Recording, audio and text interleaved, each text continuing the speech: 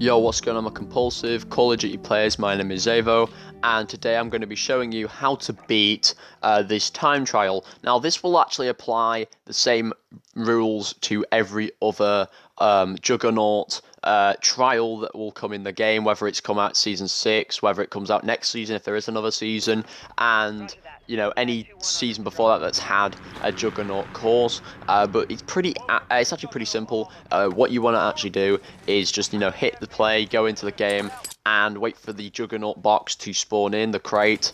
Then you want to collect the Juggernaut, and the whole idea is trying to go around the rim of the map. It just gets you the best, quicker kills. The middle actually takes a while for some reason. They tend to spawn in pockets at the corners of the map, from what I've experienced, and they just kind of take a while to come over towards you. So I'd say don't stay in the same place. You want to move around as much as possible before the chopper gunner spawns in. Now, one of the other things that I should tell you about is that you need to try and keep this streak going. If you've seen at the bottom, it has a little combination bar, and every time you get a kill, that will go up, the times amount will go up, or the multiplication times will go up. So you will get more and more points per kill, as well as you'll get a higher number of streak. But you want to keep that blue bar going, because if you actually don't keep it going, your points will actually go, the blue bar will go down and you'll lose your streak, and basically you have to start from 1 again. The problem with this is that this streak determines how much XP you get. If you get like a 50 to 100 combination streak, you will be getting like 15,000 XP or points per headshot, whilst if you're getting 1 or 2, then it goes off again. You're just going to be getting like 100 XP per headshot, or whatever it is, 1,000. So it really does make a difference depending on, you know, how high your kill streak is. So I thought I'd just let you know about that. That is something people probably wouldn't know about this. Another thing that you need to keep in mind is that a chopper gunner will start to spawn in later in game, or around lengthy, just like early-ish into the game. Now, a lot of people will first think, oh, take down the threat, take down any, you know, incoming attack that comes into the game, like it might have said in the description of the game, sort of.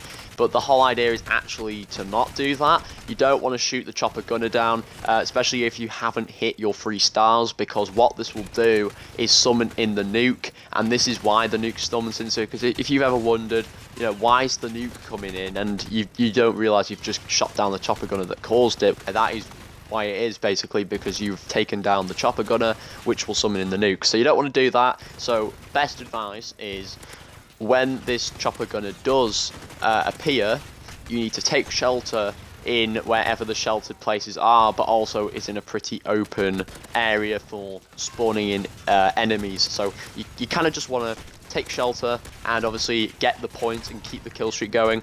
So also something I want to say is, because I'm on Shipment, right, it's probably one of the best ones actually, because you get more enemies in such a small place compared to Rust, for example. You want to stay in a crate to take shelter, but one thing I'd really advise you on is popping your head out every so often, just kind of walking about in front of the entrance again and then going back in, because if you don't do this, sadly, the bots are quite retarded and they will not come towards you as often. Sometimes they won't even know you're there, so you'll lose your streak really simply by not doing that, and you know, you'll end up having to start over with XP and points boosts. Obviously, your points will always stay throughout the whole match. There is no time limit at all to this, but you know, you don't want to be losing your points, your incoming XP per kill, just because you didn't have a high kill streak. You want to kind of keep them in your peripherals, keep them coming towards you, and also take shelter at the same time. It's kind of a multitasking type thing, but it's really not that hard as it sounds. And also, I'd just say, just avoid the kill streaks in general. Don't just avoid the chopper gunner, avoid the little cluster strikes that come in, or the white phosphorus, because they will actually eventually start taking a lot of damage off of you, especially the chopper gunner. Like, I have definitely done this before. I've actually kind of just chilled sat about, walked out in the open, trying to get the kill still. And what happened was it started taking so much damage that the visor for my Juggernaut actually started to crack, and then it got worse and worse, and then eventually my Juggernaut just exploded. And I don't think it saves points after that. If that happens, you actually have to start over, because you actually will lose your points when you die. So you don't want to die, you want to keep yourself alive, and you want to keep coming with these flowing kill streaks. So yeah, and just the last little tip before I kind of just show you towards the end how much points I start getting and the combination I get. I want to just say, obviously, if there is a lot of them coming towards you, don't waste time trying to aim down sight towards all of them. You can literally just shoot the Juggernaut machine gun at the ground and wait for them to come along, and then just turn your gun up to them and shoot them. Like, you've got an infinite source of bullets, so it's not going to do you any harm just keeping it running, shooting at the floor until you wait for another one to come. I'd only use the aim down sight if they're at a lengthy distance and you can't really get good accuracy on them. But don't be wasting your time trying to pull it out for every single character, because it wastes a lot of time and you could actually get shot quite a lot by the enemies by doing so. So don't waste your time, just kind of keep it shooting at the ground and just aim it up when you need to. And yeah, that's basically the best advice I can give you to pass this trial with 3 stars. Sadly, that you don't actually get more XP for getting like way overboard like I ended up doing at the end.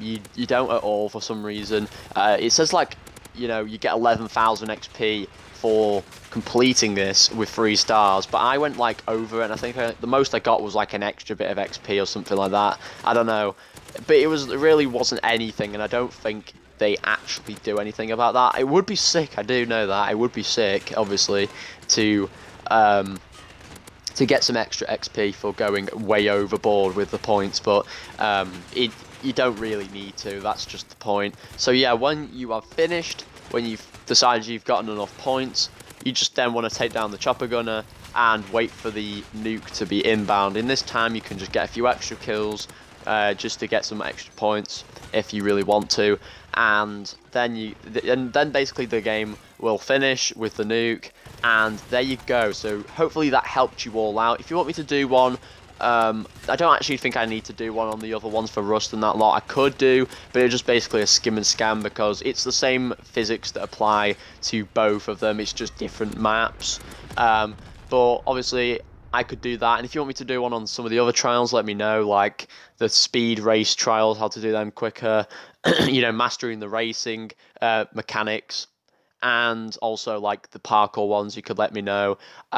But other than that, that's all for today's video. So if you did enjoy, be sure to leave a big fat thumbs up on this video, drop a comment if this helped you out, and subscribe with notification bell turned on. It'll just allow you to be active, see future content from me. If you know you don't ever want to watch a single video from me ever again, you don't have to subscribe. That's completely fine by me. Just leaving a comment or a like really helps me out greatly, so I don't mind either way. So yeah, just do so if you want to see future content from me. I'd really appreciate that. So yeah, other than that, thank you for watching, and I'll catch you all in the next one. Bye guys.